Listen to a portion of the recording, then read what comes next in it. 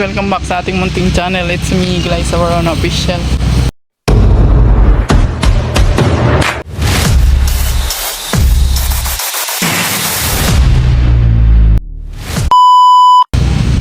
Ayan, sa for today's vlog guys ay pumunta tayo dito kanila ni Ate Los. Bisitahin natin yung pabahay kay Ate Los ni Dudong Ruel. Ang cute naman ang color nito. Very colorful. Ayan o, daycare center dito guys. Very colorful. Aray ko. Ang sakit ng paa ko. Ang hirap po kasi nung tricycle. Parang hindi ko na mabuhat ng tail ko din. Ang sakit. Nangalay ako naman yung paa ko. Napilay tayo guys. Ang ano po kasi nung tricycle, ang baba, tapos apatan pa yung pasahero.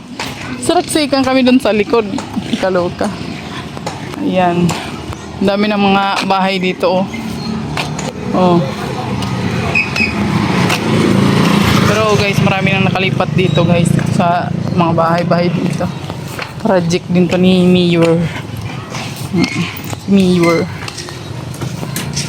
Ay, andyan na din yung magkakabit ng bintana. Doon na yung tricycle nila, oh.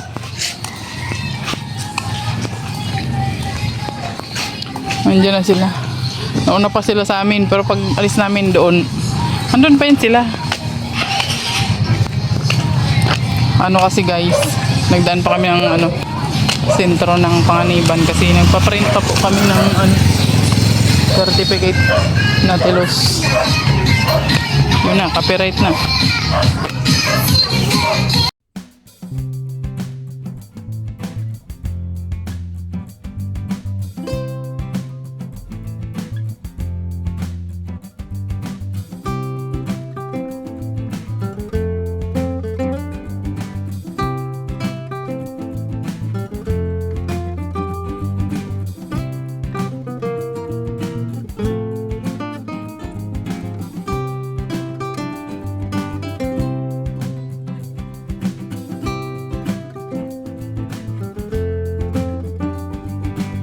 Yan guys, after namin dun kay Ate Los, nagpunta kami dito kay kay Iboy.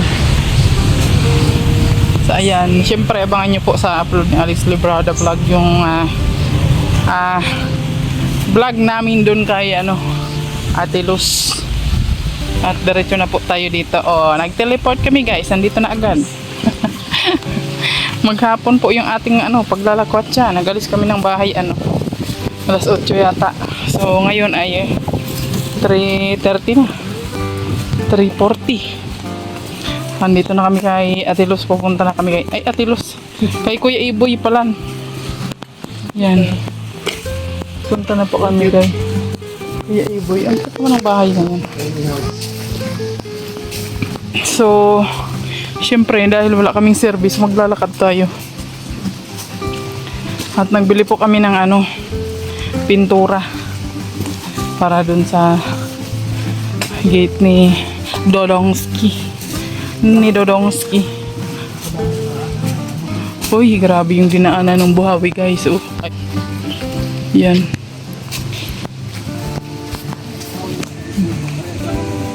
Ipo guys, dinaanan. Ang dami na tumbang saging. Pati kawayan, Pati kawayan, grabe, Yun, so malapit lang. Grabe, dito lang talaga sa lutin. Turumba na yung Turumba na yung dito. Saging. Talagang na po. Sobrang nakakatakot na po yung nangyayari sa ating earth. At hindi natin masasabi ang mga nangyayaring hindi natin inaasahan, di ba? So yun, lagi lang tayo magpipray guys na ingatan tayo ni Lord palagi. Grabe talagang hindi nakaligtas din yung yung lote ni Dudong dito sa ano kabila. Kung yung doon sa ano Alawihaw na baha, dito naman na ipo-ipo. Grabe ano guys, talagang wala nang pinipili ang panahon. Oh, di ba? Wala, tumba lahat ng saging. Ang linis.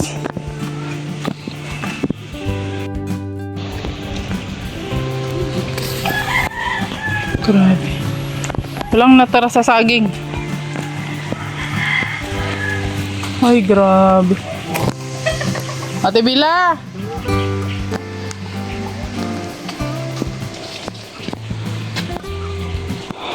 Ay, grabe oh. Ayan, nandito na tayo guys. Nandito na tayo sa lote ni Dudongski. Tingnan natin kung ano nangyari dito guys. Kasi aftermath na to ng ipo-ipo eh. Woo! Tumba. Natumba. Grabe, lahat ng saging nyo pala natumba, no? Grabe, no? Plan. Hindi pa naman pwedeng tibain yun. Yun, yung mga saging na natumba dyan. Ha? Kaya nga. Ay, yung padlock. Nakalimutan namin na Tibila. Galing kasi kami doon sa Panganiban. Panganiban pala? Oo, kanina pa kaming umaga lumayas ng bahay. Hindi pa naman siya natumba, eh. Ay, hindi pa. Uy, nakaligtas. Siya lang talaga yung nakaligtas, no? Sino pa yung pinakaunang sabi? Ay, ang galing. Thank you, Lord. Pero parang tingin ko kaya Alex, game na rin yan. Pwede na yan, tibain. Tibain na natin Tiba na rin yan? Game na rin siyang harvestin. Ligtas siya, guys. Oo. Samantalang yung dito na ball, no? Papaya, B. Ha? Magandang papaya. Natumba.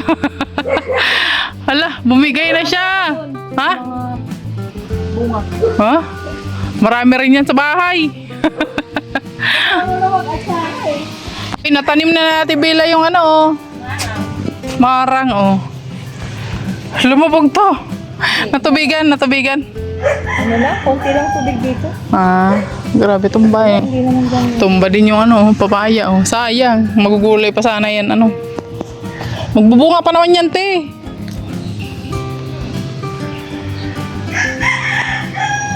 Ay, grabe, ano. Hindi nakaligtas yung ano dito. Yung area dito ni Dudong. Pero okay lang naman po. Hindi naman siya ganun kaano kasi yung mga saging lang talaga yung dinaanan. Saging lang talaga yung trip ng ipo-ipo. Buti na lang kamo may natira pa. Andito pa yung mga kamuting kahoy, mga tanim na Tibila dito, nandito pa oh. Yung mga ano niya. Sitaw niya oh. Grabe no. Wow, may ano siya oh, ang palaya. Yung palaya din siya guys, oh, nagbubulaklak na. Yun oh, bulaklak na rin yung ampalaya niya. Galing na Tibila din. Mga ilang araw mag-harvest na rin siya niyan. Dami rin bulaklak oh. Nagtubo na rin pati yung ano niya. Yung mga tanim niyang ano dito. Tanim niyang okra. Ayan, okra. Okra yan siya guys. Tapos natumbang. Natumba yung papaya. Sayang. Sayang ang papaya. Tumba na. Oh? Ayan, baga oh, meron pa oh. Pwede na yan. Ayos lang talaga siya. Oo. Ano kasi yan? Hindi na ano? Native na. Oh, native yan na talong.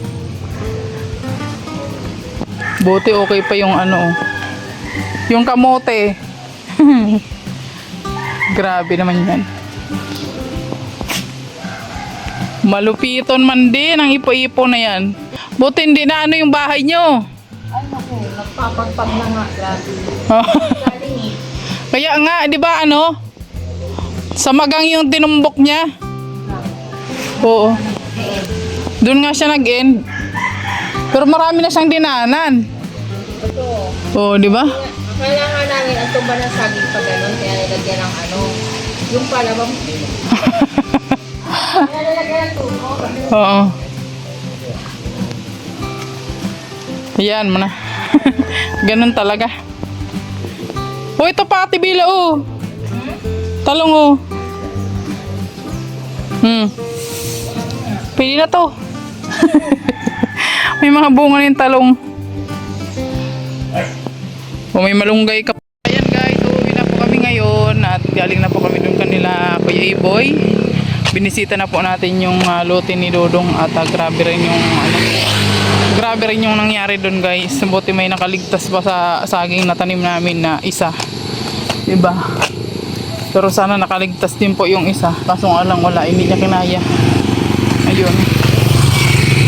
Ganun talaga guys, no? Kung doon sa sa Alawihaw na doon na baha, dito naman sa Kamambuga na naman siya, na ipo-ipo naman siya guys. Ganun. So ayan, pauwi na kami at katon muna kami ni Alex Limbrada Vlog. Sira daw yung gulong. So ayan, habang nag-aabang po kami ng tricycle, maglalakad muna kami. Ayan. So ayun, hanggang dito na lang muna yung ating vlog for today. Thank you for watching at maraming salamat po sa inyong walang sawang panonood, pag-like at pag-share sa ating mga vlog. At syempre abangan nyo po yung upload ni Alex doon sa turnover ng pabahay ni Dodong Ruel kay Ate Luz. Ayan. So thank you and God bless. Bye bye po.